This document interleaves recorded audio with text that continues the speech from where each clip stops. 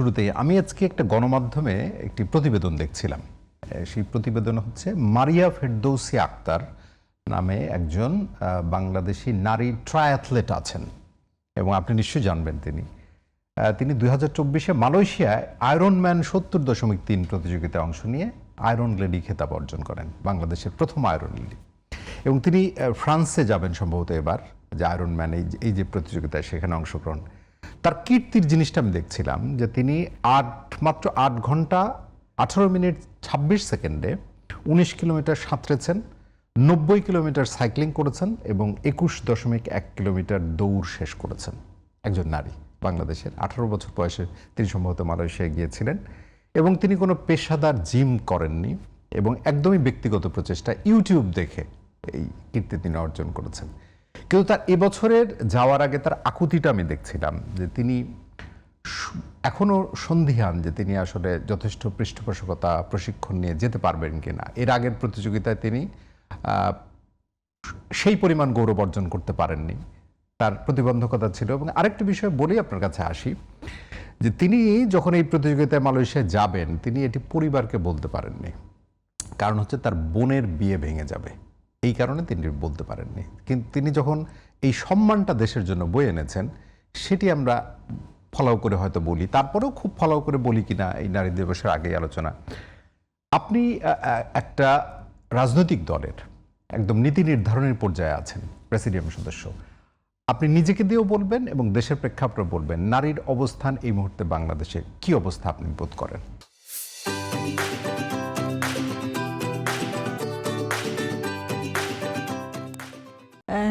প্রথমত আপনাদেরকে ধন্যবাদ জানাই এবং আন্তর্জাতিক নারী দিবসের সবাইকে শুভেচ্ছা জানাই আপনাদের মাধ্যমে।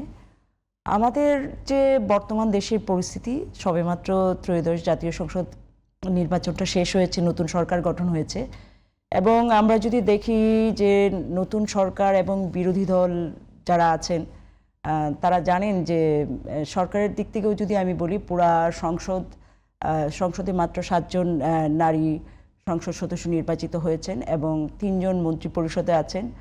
আর 1981 জন যারা নির্বাচনে প্রতিদ্বন্দ্বিতা করেছিলেন তার মধ্যে মাত্র 86 জন হচ্ছে নির্বাচনে অংশগ্রহণ করেছে। আর বাংলাদেশে হচ্ছে দেখেন ভোটারদের মধ্যে 51%-এরও উপরে হচ্ছে নারী ভোটার।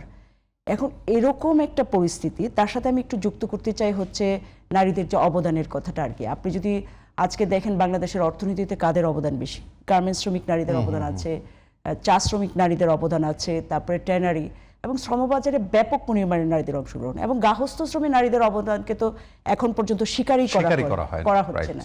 ফলে এই যে নারীদের একটা অবদান এবং অবদানের সাথে রাজনৈতিকভাবে যদি নারীদের চিত্রটা দেখি, রাজনৈতিকভাবে না শুধু, এবং সামাজিক পারিবারিকভাবেও যদি দেখি, রাষ্ট্রীয় বিভিন্ন কাঠামোতেও যদি দেখি নারীদের অবস্থা, এই চিত্র দেখে তো স্পষ্টভাবেই বোঝা যায় বাংলাদেশের আসলে নারীদের পরিস্থিতি কি।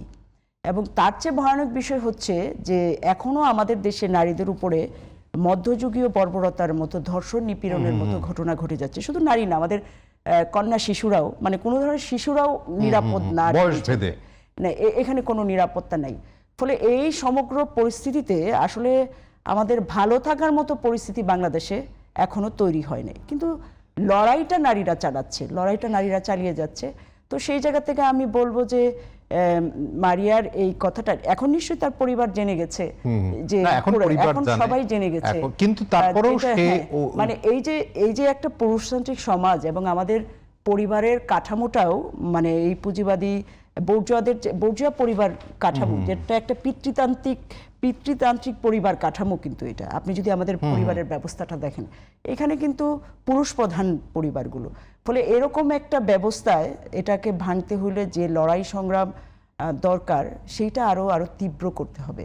যদিও বাংলাদেশের ইতিহাস বিবেচনা করলে মুক্তিযুদ্ধের সময় বাংলাদেশের মানে নারীদের ভাষা আন্দোলন, 69-এর গণঅভ্যুত্থান, মুক্তিযুদ্ধ, 90 স্বৈরাচার বিরোধী আন্দোলন, 24-এর অভ্যুত্থানেও ব্যাপকভাবে নারীরা অংশগ্রহণ করেছে। কিন্তু অভ্যুত্থানের পরে, লড়াইয়ের পরে কিন্তু নারীদের আর কোনো ধরনের খুঁজে পাওয়া যায় না এবং রাষ্ট্রীয় বিভিন্ন জায়গায়, সরকারের গুরুত্বপূর্ণ জায়গায়, বিভিন্ন প্রতিষ্ঠান, ইভেন নিউজ মিডিয়াগুলোর গুরুত্বপূর্ণ জায়গাতেও কিন্তু নারীদের দেখা যায় না আর কি।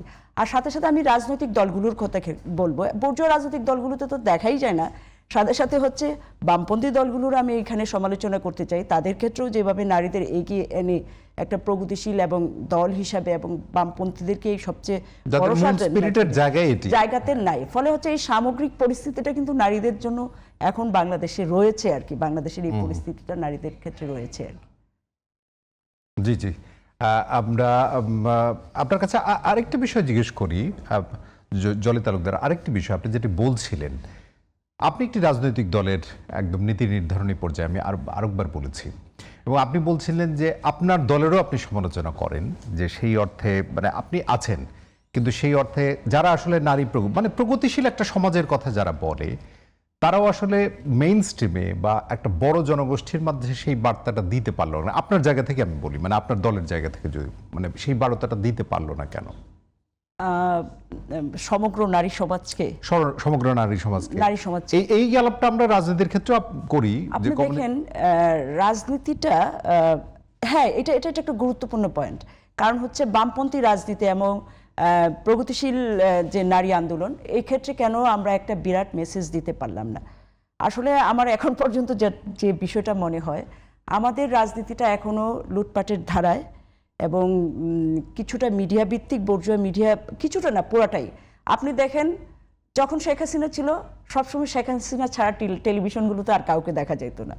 যখন আবার অভ্যুত্থানের পরে আমাদের এই পরিচিত লোকজন যখন ছাত্রনেতারা একটু গুরুত্বপূর্ণ হয়ে উঠলো, তখন তাদের সম্পূর্ণ তারা ব্যক্তিগতভাবে কি কথা বলতেছে, কি হাঁটতেছে, কি চলতেছে, এগুলো ছাড়া কিন্তু মিডিয়াতে দেখায় না। এখন তারা যদি ব্যাপক লড়াইয়ের মধ্যে থেকে, মানে ধরেন আমি নিজে যেমন শ্রমিক আন্দোলনের সাথে যুক্ত, আমার নিজে শত শত কারখানার গার্মেন্টস আন্দোলন আছে, জাতীয় আন্দোলন আমি করেছি, কিন্তু এই ব্যাপকতরভাবে যে যারা আন্দোলন সংগ্রাম ছাড়াই একটা ধরেন একটা পরিস্থিতির মধ্যে দিয়ে চলে যাচ্ছে রাজনীতিতে, এই ধারাটা তো আসলে বর্জুয়া সিস্টেম এবং লুটপাটের ধারা, এবং এইটা আমার কাছে অনেক সময় মনে হয় যে এই ধরনের ধারাটা প্রতিষ্ঠিত করার জন্য আমাদের রাষ্ট্র কাঠামো, আমাদের মিডিয়া টিডিয়া সবাই একদম লেগে পড়ে থাকে, কিন্তু সত্যিকারের লড়াই, আপনি দেখেন গার্মেন্টসের লড়াইগুলো কিন্তু আপনার এখানে উঠে আসে না, এবং আপনি চা বাগানের লড়াই বা অন্যান্য শ্রমিকদের ক্ষেত্রে লড়াই, বামপন্থীরা, আমরা তো ধরেন বন্দর নিয়ে আমরা লড়াই করে বন্দরের জায়গাটা আমরা মানে রক্ষা করেছি, বা এর আগে আমরা তেল গ্যাস খনিজ সম্পদ রক্ষার আন্দোলন করেছি, ফুলবাড়ি রক্ষার আন্দোলন করেছি এশিয়ানেটের বিরুদ্ধে, কিন্তু এই লড়াইগুলোতে আমরা বিজয়ী হয়েছি। কিন্তু এই লড়াইগুলোকে গ্লোরিফাই করা বা বামপন্থীদের আন্দোলনটাকে সামনে তুলে আনার ক্ষেত্রে আমাদের কিছু লিমিটেশন থাকতে পারে, কিন্তু অন্যদেরও আছে।